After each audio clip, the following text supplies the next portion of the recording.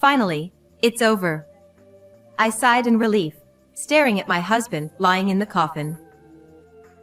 Over time, his attitude towards me had grown harsh, and he had changed into someone unrecognizable. Despite the hatred I harbored, I had devotedly taken care of him when he fell ill. As those grueling days came to an end, I felt a sense of relief. However, there was one thing about my husband that bothered me. What did that mean? This uneasy feeling led to the revelation of a truth that was completely unexpected. I am Gabriella. I married my husband, Hunter, who was 2 years older than me, when I was 27. He was a salaryman, and I worked as a fairly well-known freelance writer, both of us working to support our household. Unfortunately, we were not blessed with children, but I was never dissatisfied with my married life. Being with him made me truly happy. His gentle nature always made him considerate of me. We exchanged words of gratitude daily, went out together on holidays, and celebrated our anniversaries at the same restaurant every year. I loved my kind husband from the bottom of my heart. However, a sudden crisis befell our happy life. You're home. You're quite late. Was work tough? Huh. Why are you still up? I was worried since you've been coming home late lately. Work's been hectic. I'm too tired to talk, so leave me alone. I frowned as I watched him, irritated and heading straight to the bedroom.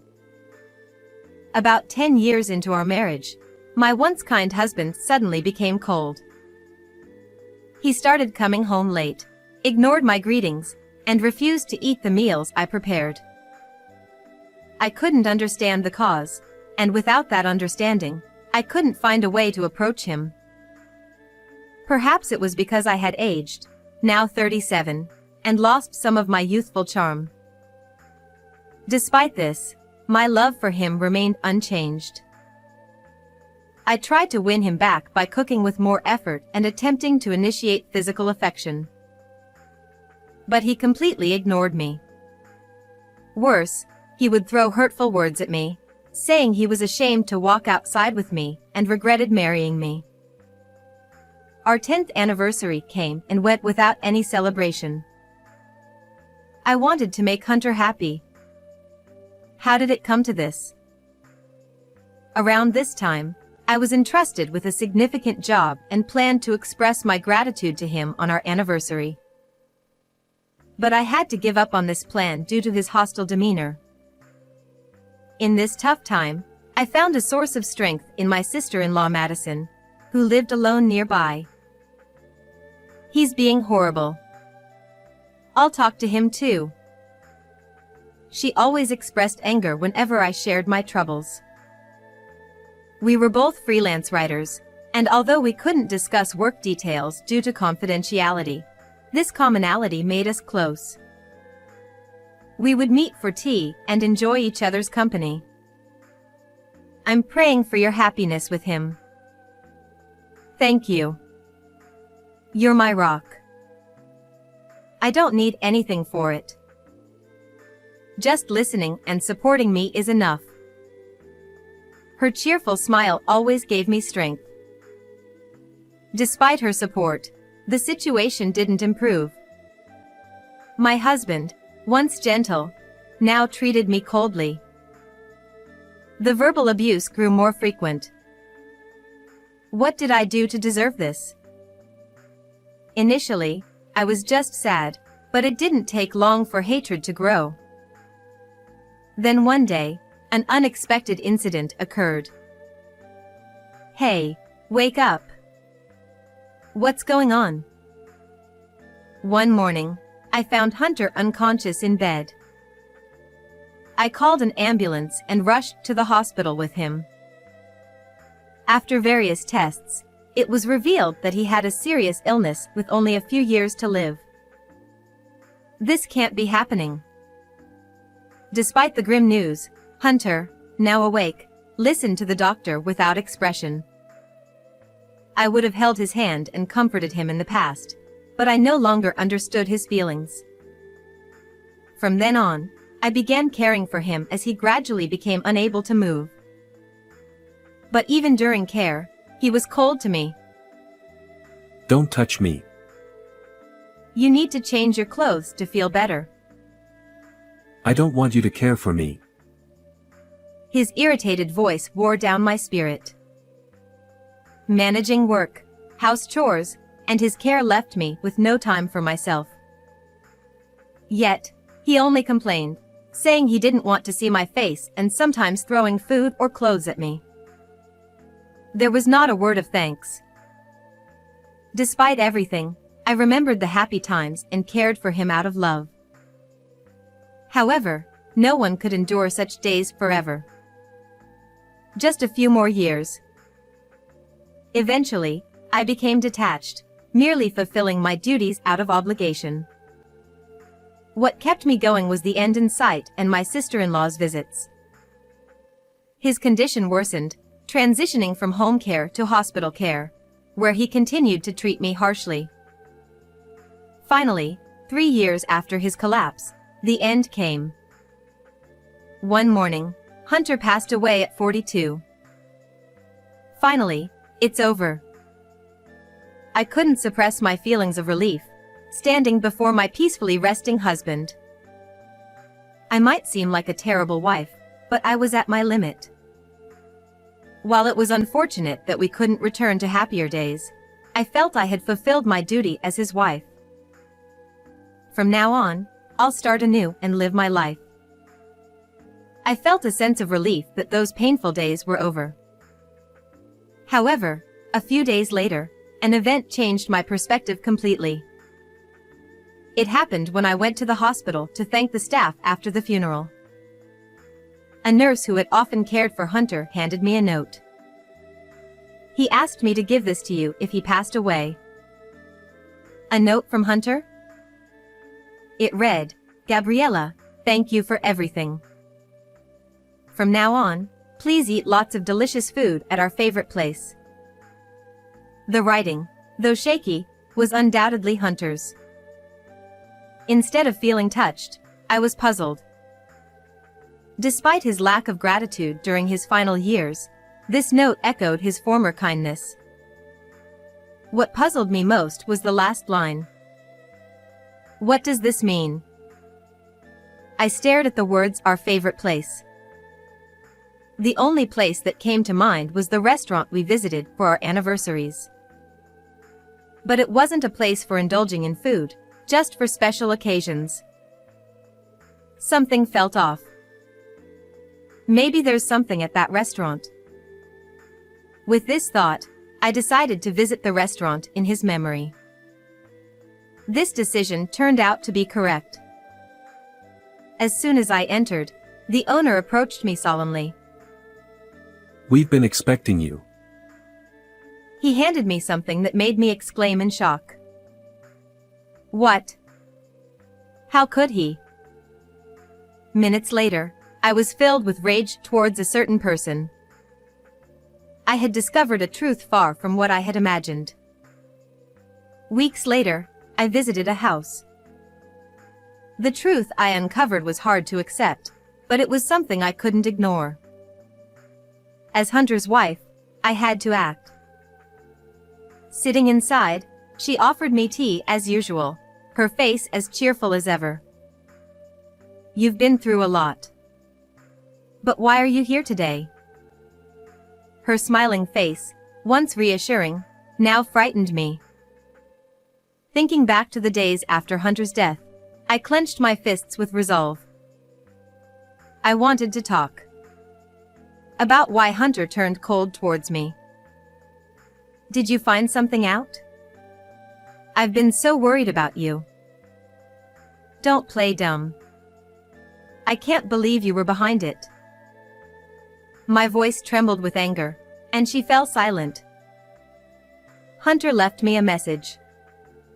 So I know everything now. That day, when I went to the restaurant, I was handed a diary. It turns out, the owner of this restaurant was Sergio, an old friend of my husband. My husband and Sergio were quite close, and Sergio had suggested we celebrate our anniversary at his restaurant to honor our happiness as a couple. And my husband had asked Sergio to give me this diary after his passing. I was surprised when I read the diary. I had no idea you were so envious of me. At my words, my sister-in-law's eyes flashed sharply. The diary detailed the truth about everything that had happened. According to my husband's writings, while outwardly friendly, my sister-in-law had always envied my position as a writer. She had heard about a big job offer I received and could no longer contain her jealousy.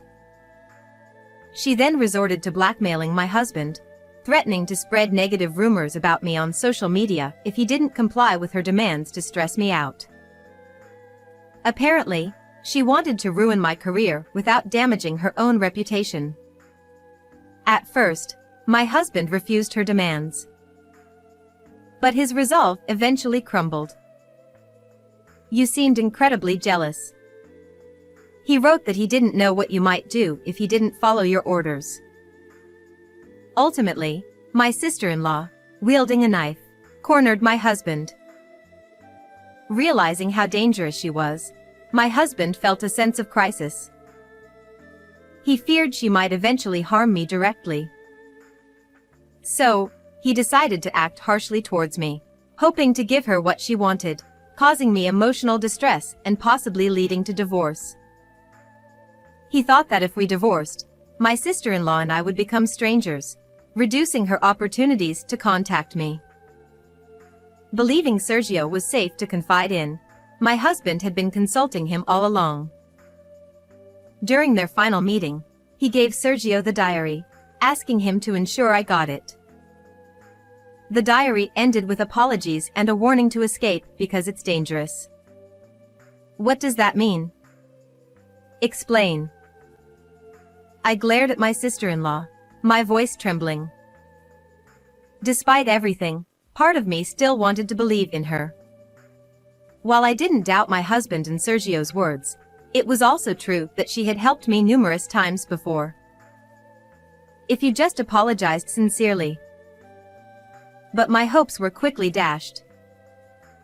That's just my brother's delusion. I haven't done anything. Her mocking voice made something inside me go cold. Despite my hatred towards my husband in recent years, the love he once gave me lingered. The person I chose wouldn't lie so elaborately. Disrespecting him like this was something I couldn't forgive as his wife. I see. If you won't admit it, then you'll have to face punishment. What? I've done a bit of research into your writing career. In the next moment, her expression changed drastically as she looked at me. Determined to find a way to punish her, I had thoroughly investigated her. Rumors were circulating that she was blackmailing celebrities for forced interviews and writing fabricated gossip articles to make money. None of it has gone public yet, but if it's true, it's serious. Do you understand? Proof? You're just jealous because you can't find good stories. As I glared at her, she turned red and stood up. I calmly watched her reveal her true nature, and it was clear from her behavior that the rumors were likely true. Moreover, I had solid evidence of her misdeeds. Getting angry won't help. I've already talked to the celebrities you wrote about. What? How? I also introduced them to a skilled lawyer I know. My sister-in-law's jaw dropped, shocked that I had gone that far. Being a well-known writer, I used my connections to talk directly to the idols and actors she targeted. It turned out the rumors were true. I then suggested they sue her, and introduced them to a lawyer. Several crimes apply here. Not only will you be sued, but your career as a writer is over. finally realizing her dire situation. Her face turned pale, and she bowed deeply to me. I am sorry. I apologize for everything. Oh. Weren't you just saying you didn't know anything? That was a lie. I was jealous of you. I'm really sorry, please don't take me to court. Tearfully, she confessed everything. She wrote false articles to gain fame and planned to use my husband to pressure me, all while pretending to be a supportive sister-in-law. Hearing her confession brought me a mix of relief and sadness. Please forgive me. If I get sued, what will happen to me? Her desperate cries made me sigh deeply. No matter how much she apologized, my husband was gone.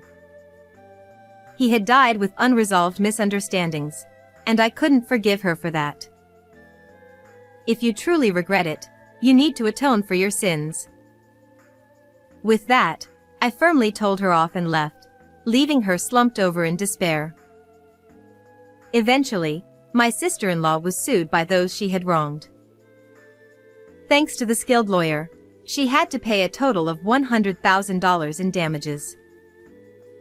She was also expelled from the industry, losing all her contracts. As for me, I've come to terms with everything and am returning to a peaceful life. Knowing the truth, my hatred for my husband has vanished, and the time we shared has become a cherished memory. I hope that one day, I can reunite with him in the clouds, and we can truly understand each other and enjoy happy times together. How was this story? Please subscribe to my channel. I'll see you in the next